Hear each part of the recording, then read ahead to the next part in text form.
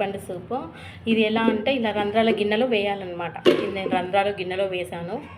ఇది గరిటెతో ఫస్ట్ మనం ఏం చేయాలంటే చింతపండు వచ్చేసి 2 టైమ్స్ వాష్ చేయాలి. చింతపండు 2 టైమ్స్ వాష్ చేసినాక మిక్స్ చేయాలన్నమాట. మిక్స్ మెత్తగా పేస్ట్ చేయాలి. పేస్ట్ చేసినాక దాన్ని ఇలా రంధ్రాల గిన్నెలో వేసి వడగట్టాలన్నమాట. మనం ఇట్లా హ్యాండ్తో పని అవసరం ఉండదు.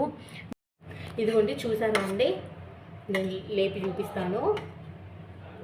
ఇదిగోండి ఇలా గుజ్జు రంధ్రాల గిన్నెల నుంచి ఇలా తీయాలన్నమాట.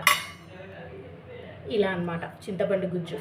ఇలా ఇలా వేస్తే నార చింతపండు నార ఏమైనా ఉంటే పైకి ఉంటుందన్నమాట. ఇంకాస్త వాటర్ పోయాలండి. ఇలా వాటర్ పోయాలి. వాటర్ పోసేసి ఇలా ఇలా అనేస్తే ఆ గుజ్జు అంతా ఇలా బయటకు వచ్చేసి పైకి ఉంటుంది. గుజ్జు అంతా లోపల వస్తుంది అన్నమాట. ఈ విధంగా ఓకేనా అండి. నేను 1/2 kg చింతపండు గుజ్జు తీసుకున్నాను. అందులో ఒక 20 పచ్చిమిర్చి వేయాలి. ఒక 2 స్పూన్స్ మిరియాలు వేయాలి. ఎందుకంటే నేను 1/2 kg తీసుకున్నాను కదా. అందులో 2 స్పూన్స్ సాల్ట్ వేయాలి.